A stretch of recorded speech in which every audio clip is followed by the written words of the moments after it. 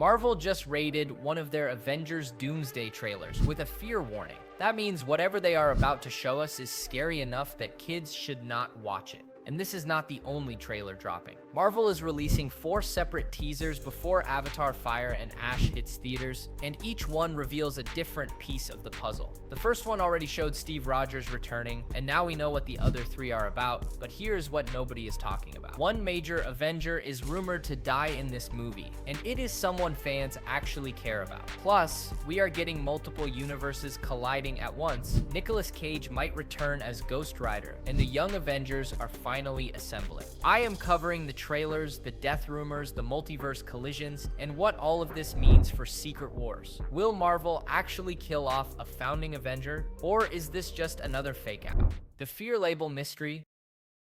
The Finnish ratings board just dropped information that changes everything we thought we knew about these trailers. They rated all 4 Avengers Doomsday teasers, and one of them got slapped with a PEGI fear label. That label exists for one reason: to warn parents that the content contains frightening or scary elements for younger audiences. Out of 4 trailers, only one got this warning: the 3rd trailer, the one that is reportedly focused entirely on Doctor Doom. This trailer runs 1 minute and 9 seconds, and whatever Marvel put in those 69 seconds was intense enough to require a warning label. The second trailer, which is supposedly about Thor, runs 1 minute and 39 seconds and got no warning at all. The 4th trailer, the overall teaser, also got no warning, just the Doom one. So what could be in this trailer that is so scary? The most obvious answer is that we are finally seeing his face, not the mask, the actual scarred, disfigured face underneath. In the comics, Victor Von Doom wears his metal mask because his face was horribly scarred in an accident involving dark magic and science. The scars are so severe that Doom cannot stand to look at himself.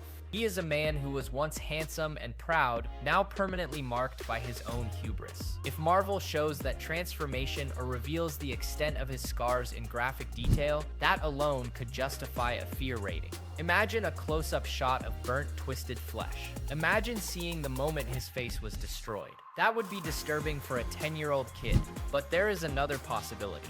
We know from plot leaks that Doom loses his family in Avengers Doomsday. He had a wife. He had a child, and they died. Not in some off-screen flashback, but during an incursion. An incursion is when 2 universes collide, and the Earths from each universe physically crash into each other. Everything on both planets gets destroyed. Buildings crumble, the sky tears open. Millions of people die instantly. If this trailer shows Doom watching his family get erased during an incursion, that is nightmare fuel. Picture this.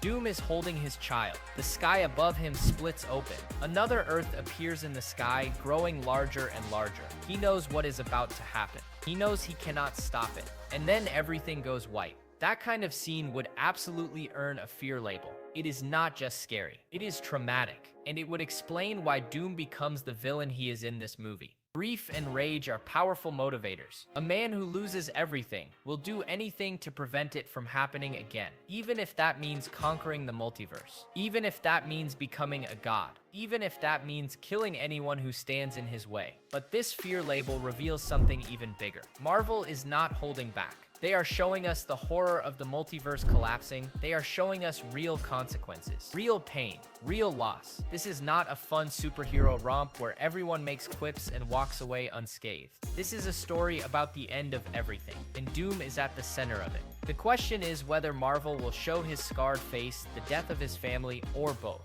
Either way, parents should probably think twice before letting their young kids watch this trailer. Because whatever is in it, Marvel thought it was scary enough to warn people. And that has never happened before with an MCU trailer. But the fear label is not the only clue we have about what these trailers contain. The second trailer has already leaked details that reveal something massive about Thor, Thor's desperate prayer.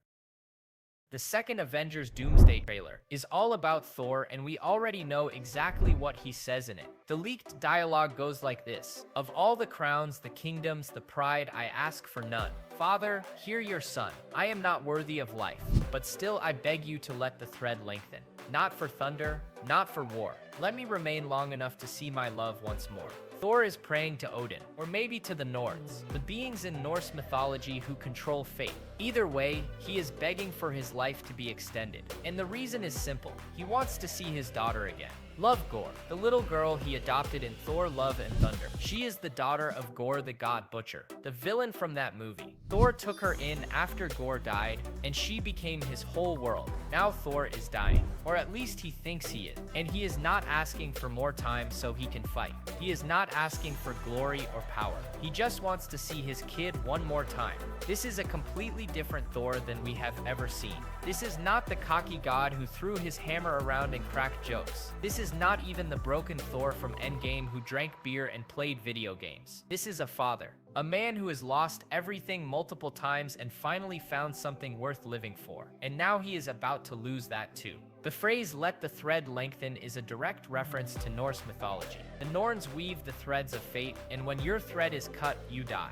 Thor is literally begging them to keep him alive a little longer. He knows his time is running out. He knows the odds are against him, but he does not care about himself anymore. He only cares about love. This trailer is going to wreck people emotionally because Thor has been through so much. He lost his mother. He lost his father. He lost his brother. He lost his home. He lost his friends. He lost his hammer. He lost his eye. He lost his people. And he kept going. He kept fighting. He kept trying to be a hero. But now when he finally has a reason to live, he is facing death again. And this time he is scared. Not of dying, but of leaving his daughter alone. This theme of fatherhood is everywhere in Avengers Doomsday. Thor has love. Doom had a family. Reed Richards has Franklin, his son, who is one of the most powerful beings in the Marvel Universe. Even Tony Stark had Morgan, though we do not know yet if she will play a role in this movie. Marvel is building a story about fathers trying to protect their children in a collapsing multiverse, and that makes everything more personal, more painful, more real.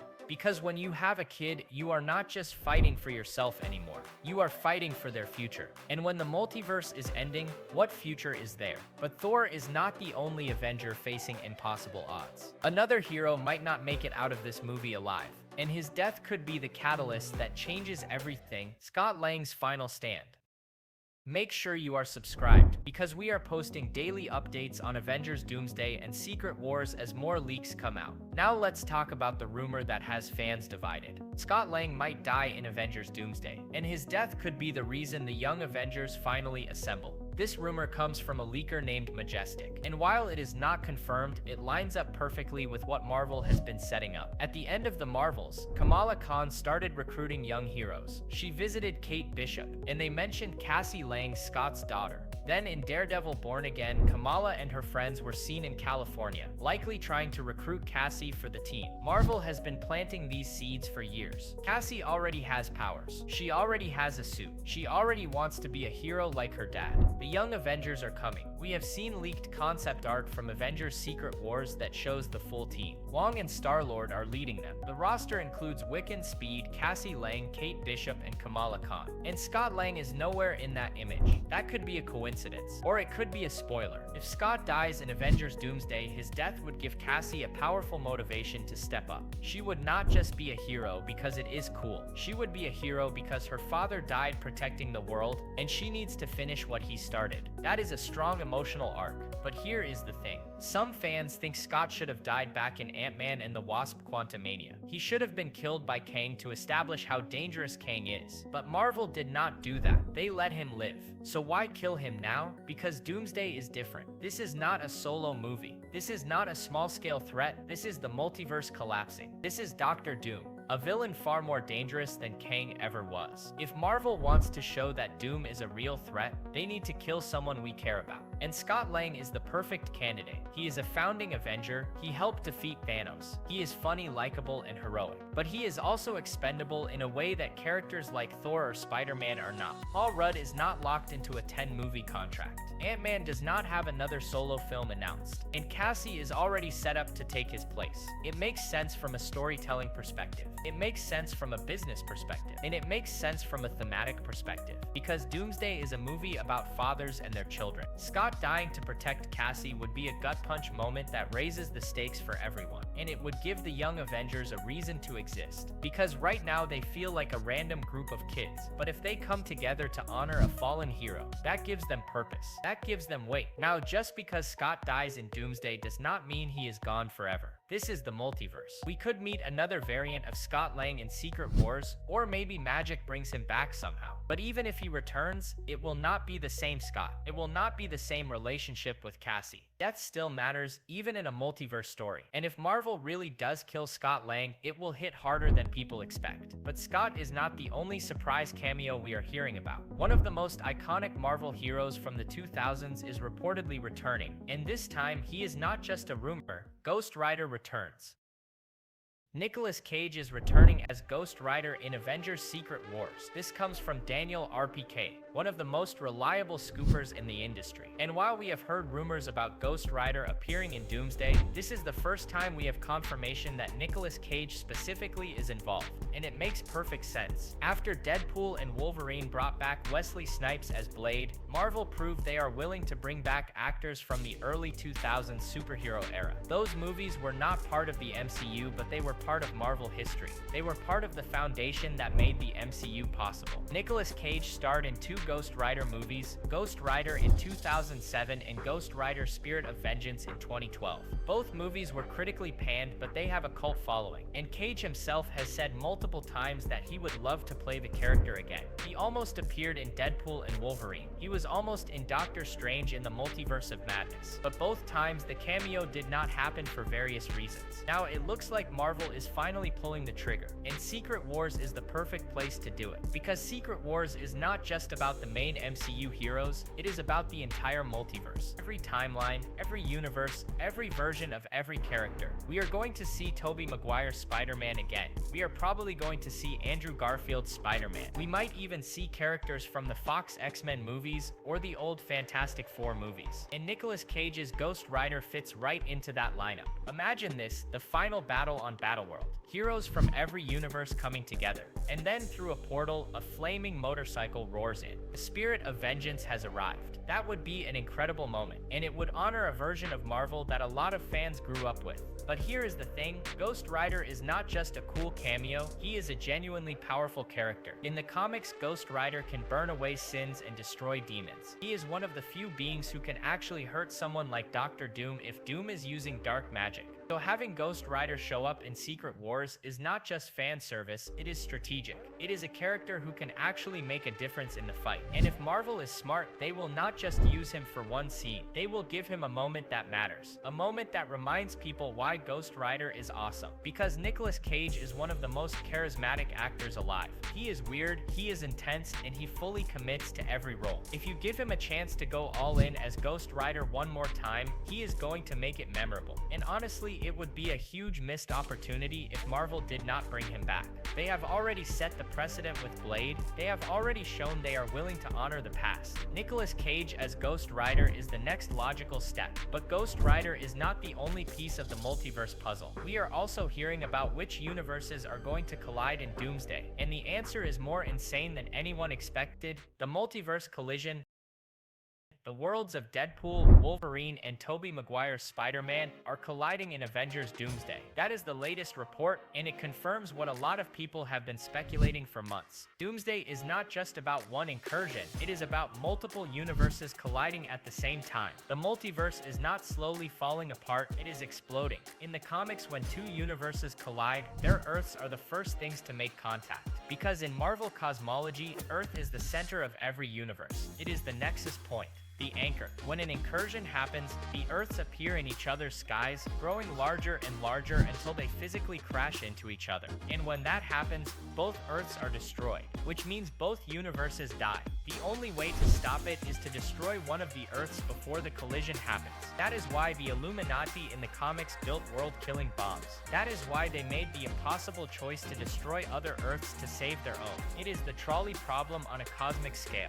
Do you kill billions to save trillions? And if you do, can you live with yourself afterward? Doomsday is going to explore that moral nightmare. and it is going to do it by bringing together universes that fans have wanted to see interact for years. The Deadpool and Wolverine universe, which we saw in the 2024 movie, is now part of the main MCU timeline after the events of that film, but it is still its own thing. It has its own history, its own rules, its own versions of characters. Tobey Maguire Spider-Man universe is completely separate. That is the Raimi trilogy from 2002 to 2007, a universe where Peter Parker fought the Green Goblin, Dr. Octopus, and Venom, a universe where Uncle Ben's death defined who Spider-Man is, a universe that millions of fans grew up with. And now these universes are going to crash into each other, literally. Imagine Tobey's Spider-Man swinging through New York, and suddenly the sky splits open. Another New York appears above him, another Earth. And on that Earth, he sees Wolverine and Deadpool fighting for their lives. That is the kind of insane visual spectacle that Doomsday is building toward. But it is not just those three universes. We are almost certainly going to see the Fantastic Four's universe, which is Earth 828, get pulled into the mix. And we might see Earth 838, the universe from Multiverse of Madness where the Illuminati existed. That is the universe where Reed Richards, Professor X, and Captain Marvel all got killed by Wanda. That universe is already weakened. It is already vulnerable. It makes sense that it would be one of the first to collapse. The more universes that collide, the more chaos we get, and the more opportunities Marvel has to bring back legacy characters. This is not just a nostalgia play though. It is a story about survival, about impossible choices, about what you are willing to sacrifice to save the people you love. And at the center of it all is Dr. Doom, because Doom is not just watching this happen. He is causing it, he is controlling it. He is the one deciding which universes live and which ones die. And the heroes have to figure out how to stop him before there is nothing left to save. But even with all this multiverse madness, Marvel still knows how to create an emotional core. And that core is built on the relationships between fathers and their children, heroes and their legacies, and the impossible question of what you do when you cannot save everyone. That brings us to the final piece of the puzzle. What does all of this mean for the MCU going forward? What happens next? Avengers Doomsday is not the end. It is the beginning of the end. Everything we are seeing in Doomsday is setting up Avengers Secret Wars, which comes out a year later in 2027. And Secret Wars is where everything pays off. We know from leaked concept art that the Young Avengers will play a major role in Secret Wars. We know that Battleworld will be the main setting, which is a patchwork planet made up of fragments from destroyed universes. We know that Robert Downey Jr.'s Doctor Doom will be the main villain, and that the heroes will have to find a way to stop him from reshaping reality itself. But what we do not know yet is how many heroes survive Doomsday. We do not know how bad things get before Secret Wars even starts. And we do not know what kind of world is left after Secret Wars ends. Because Marvel has confirmed that Secret Wars will lead into a soft reboot of the MCU, not a full reboot. They are not erasing everything and starting over, but they are resetting certain things. Some actors will move on, some characters will retire, some storylines will end, and new ones will begin. That is why deaths in Doomsday matter. That is why Scott Lang dying would not just be a random shock moment. It would be a signal that Marvel is serious about moving forward, about passing the torch to a new generation of heroes, about taking risks again. Because let's be honest, the MCU has played it safe for a while now. Ever since Endgame, most of the movies and shows have felt like they are treading water, like they are waiting for the next big thing. Doomsday and Secret Wars are the next big thing. And if Marvel wants them to work, they need to go all in. They need to make us feel like anything can happen. They need to make us believe that our favorite characters are in real danger. And they need to deliver on the promises they have been making for years. Because the multiverse saga has been building for a long time. WandaVision introduced the multiverse. Loki expanded it. Spider-Man No Way Home proved it could work. Multiverse of Madness explored its dangers. Deadpool and Wolverine showed it could be fun. And now Doomsday and Secret Wars are going to bring it all home. But here is the crazy part. We are still a year away from Doomsday. We are still 2 years away from Secret Wars. And yet the hype is already massive. Because Marvel is doing something smart. They are releasing 4 trailers before Avatar: Fire and Ash. They are giving us pieces of the puzzle one at a time. They are building anticipation in a way they have not done since Endgame. And it is working. People are talking about these movies every single day. Every new leak, every new rumor, every new casting announcement gets people excited all over again. And when the movies finally come out, the entire world is going to be watching, because this is the culmination of everything Marvel has been building since 2008. This is the payoff for 15 years of storytelling. This is the moment where the MCU either cements itself as the greatest cinematic achievement in history or stumbles and falls. And based on everything we are hearing, it looks like Marvel is swinging for the fences. They are bringing back Tobey Maguire. They are bringing back Nicolas Cage. They are killing off major characters. They are showing us the horror of the multiverse collapsing. They are making Doctor Doom the scariest villain we have ever seen. And they are building toward a finale that will make Endgame look small. So yeah, I am excited, I am terrified, and I cannot wait to see what happens next. Because whatever Marvel has planned, it is going to be insane.